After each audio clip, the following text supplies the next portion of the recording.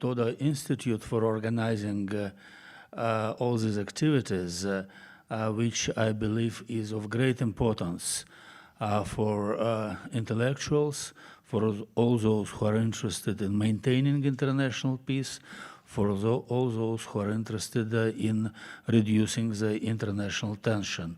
We all know that we are living now not in the best period, and there are many problems that have to be addressed, and Toda Institute is doing very important things in order to promote this awareness, this sensitivity of people to the problems that have to be addressed.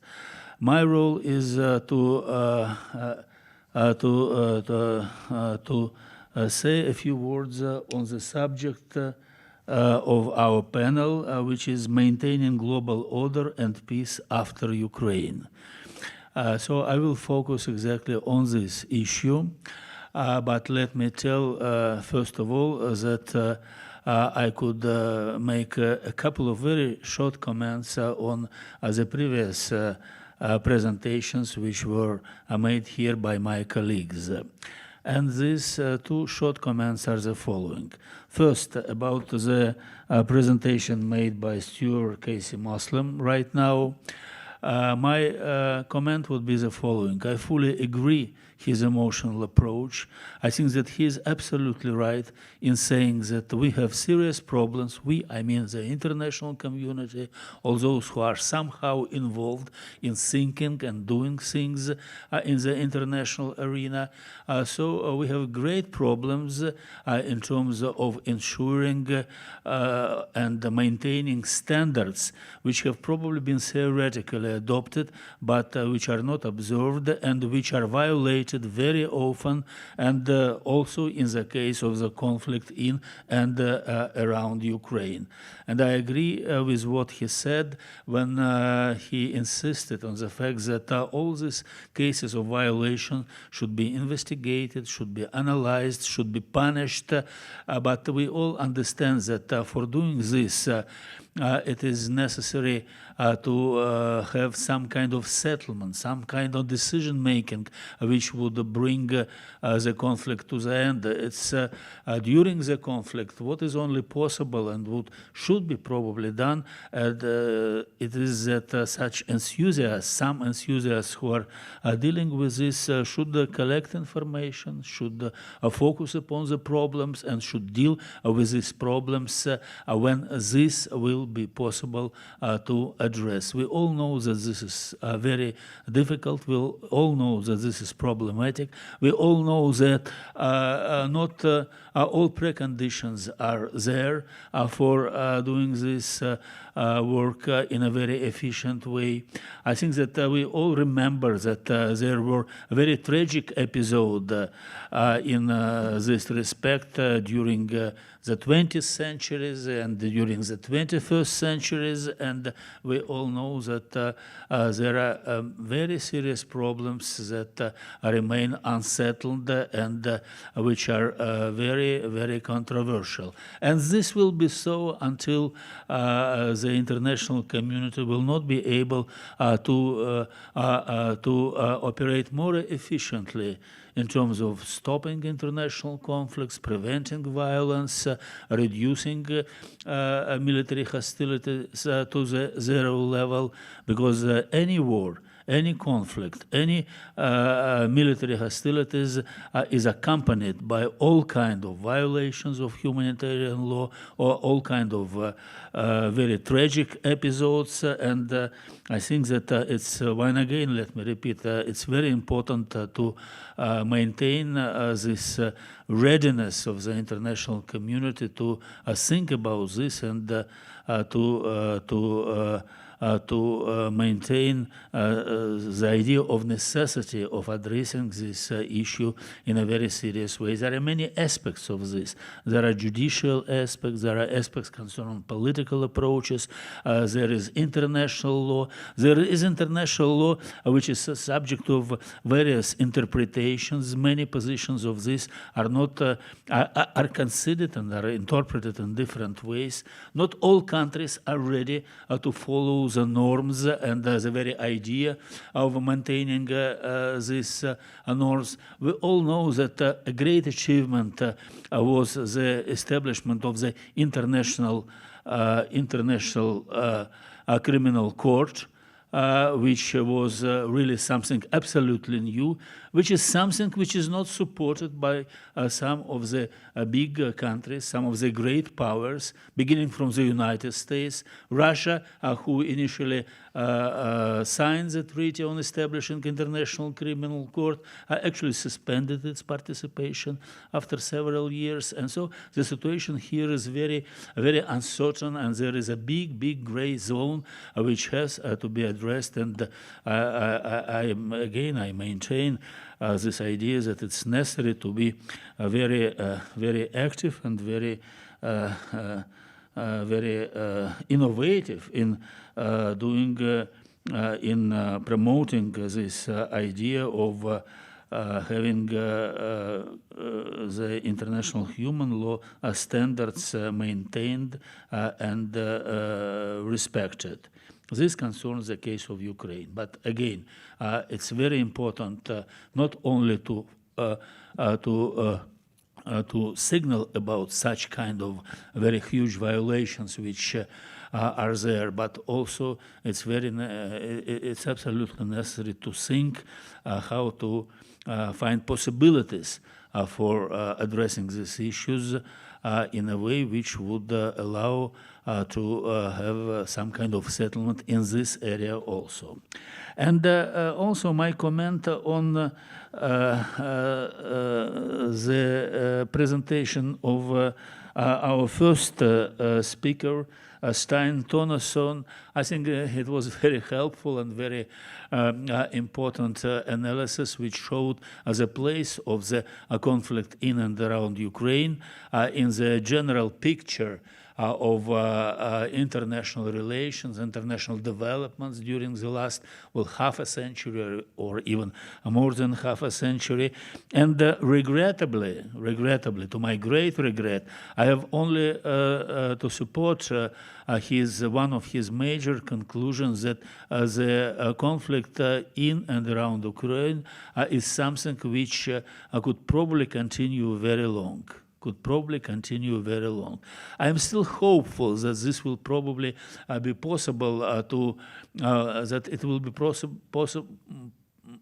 it would maybe possible to find some kind of solutions, but for the time being, there are not very many signals which would give us foundations for such kind of positive expectation. And from this point of view, if you allow me, I would say that the title of our panel, which is Maintaining Global Order and Peace After Ukraine, it's a little bit misleading, because we are still very far away from the phase which could be called what will happen after Ukraine. I think it's a fascinating subject. It's a fascinating subject. We could develop ideas, and I have developed, when preparing for this panel, I have developed some ideas about what could be the implications of the conflict in and around Ukraine, what it will mean for the future international system which would emerge after this conflict will hopefully be settled. But once again, we are still quite far away from this. I am afraid that what we have to focus first of all nowadays, it's how to find ways for the settlement and for resolution of this conflict. What we can see now, it's a kind of a self-maintaining dynamics of warfare in the Ukraine conflict. As in any conflict, it could be stopped if and when one of the directly involved sides or both sides would, and there are options, would achieve a victory or alternatively turn defeated. Or if one or both sides would reassess the cost effectiveness of the military means, in other words, would find impossible or irrational to achieve the initially defined goals by using such means. Or another condition, or other options is if each or both sides would face domestic problems, domestic destabilization because of the large-scale economic, political fatigue caused by the conflict, by the ongoing hostilities. There could be accelerating protest movements, there could be opposition activities, there could be split on the level of elites, and so on and so forth.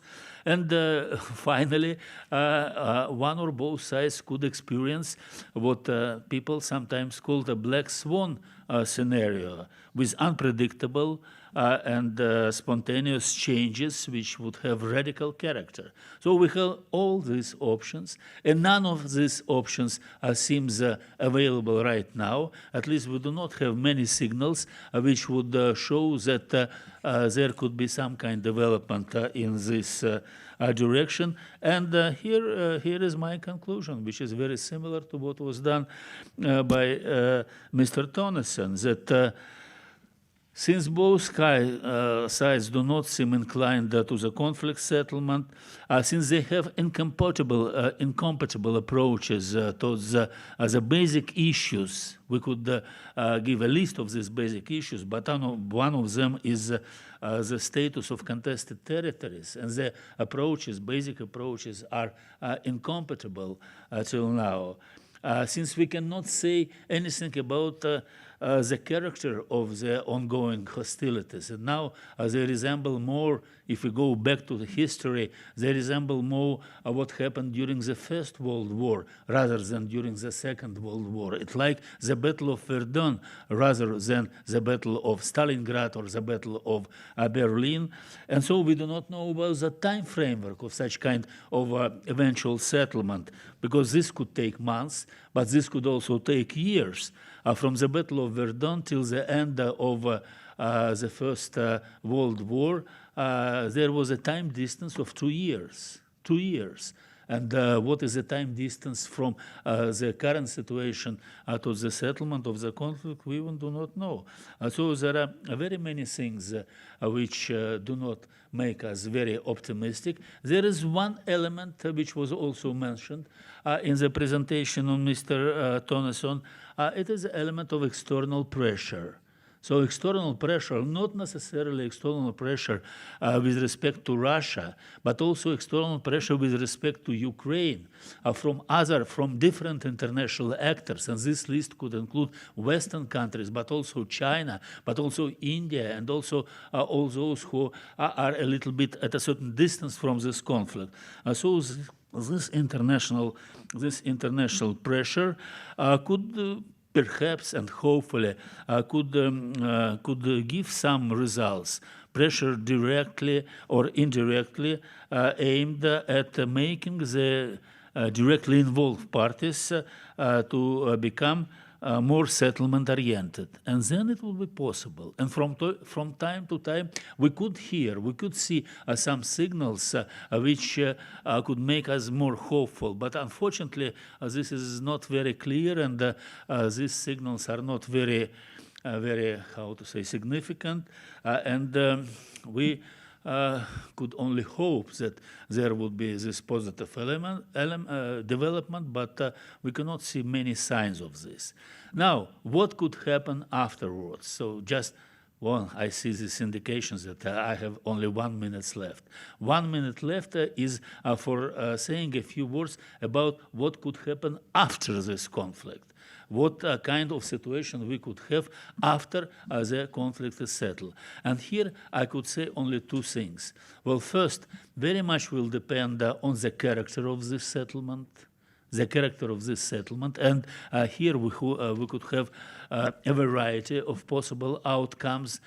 Here what is very important, it is the role of Russia on the international arena after the conflict is settled, because of Russia's centrality in this conflict. We all know that Russia played a very key role in these developments, and so what kind of role will be that of Russia after that settlement? This is very important. This is very important. Actually, one of the incentives for the conflict, one of the reasons why it emerged, it's a special area, it's a big, big issue, but one of the incentives was exactly Russia's desire to ensure for itself a more prominent place in the international system. Again, I do not have time to discuss this, but we have to keep this in mind.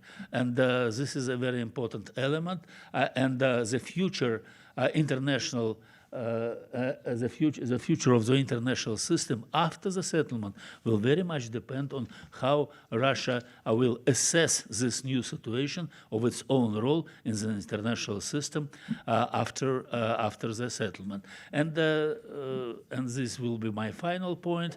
This next big issue, next big factor which will affect the possibilities of maintaining global peace and global order after the Ukrainian settlement, it is what kind of system we will have. What kind of system, international system we will have, independently of what is happening or what would happen, what could happen with Ukraine. And here my point is the following. Many people believe, including many analysts and politicians in my country, they believe that this conflict actually a kind of a very serious indicator that we have to create a new international system, that the existing international system proved ineffective, unreliable, and actually what we have now, all this disorder, what we have, it is the result of the characteristics of this international system. It has to be changed. I think it's a very popular approach, but it's also, to a certain extent, misleading approach, because the international system, they could and should react to the challenges which appear. Whether it has to be changed in a radical way, it's another question. Usually in the history, the international system is changed after great dramatic things happen, like World Wars, First World War, Second World War, or 30 years war in Europe in 17th centuries. But the international system should not be necessarily changed if it is able to respond to these challenges. We have to think, what are these challenges? Many of them were mentioned today in our discussions about climate change, for instance, whether the system is able to respond, to become adaptive with respect to these new challenges, then it's a big issue. And there are many things that have to be analyzed and have to be taken into account. Thank you. Good, thank you. Vladimir, I'd like to ask a question of you. Can you give us some indication of how this war is being viewed inside Russia at the moment? What do the Russian people think about it? I mean, and I know that many support Putin still, but what's your sense about public opinion and the war in Russia, and whether or not there is a sort of shift in opinion as the war continues? You know, reports on polls and data are not very reliable.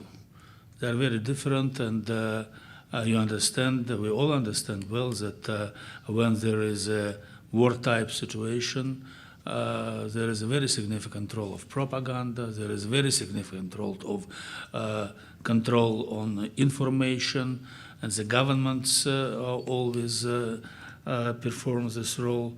So this is the case. This is the case of Russia. This is the case of Ukraine also. And so if you, as my colleague to the right of me suggested, this ABC principle to analyze everything and to find the truth, then it's very difficult to find the true figures and to define the real trends all those countries who are in a state of very serious conflict. If you consider the sources from Russia and from Ukraine, they would be very different. They would give different figures, and they would provide very different information. I tell you that you could read at the same day that there are very serious figures that Russia is getting prepared for offensive, and if you read Ukrainian sources, you would read absolutely the same as is, but about Ukrainian preparedness for the offensive. The same concerns this general question which you said. What is the position of the Russian public opinion? But I can say that there are, at least it's not at the level of statistics. I do not possess some reliable figures. I do not have some very exact information, although there are some researches and analysis which are made by the governmental bodies, but they're closed. They do not reveal these figures, so I do not possess this information. But on the level of feelings, of my own feelings, I could tell you that the Russian, how to say, instead of using the word propaganda, let's say informational support of Russian policy inside the country was very broad and was relatively effective,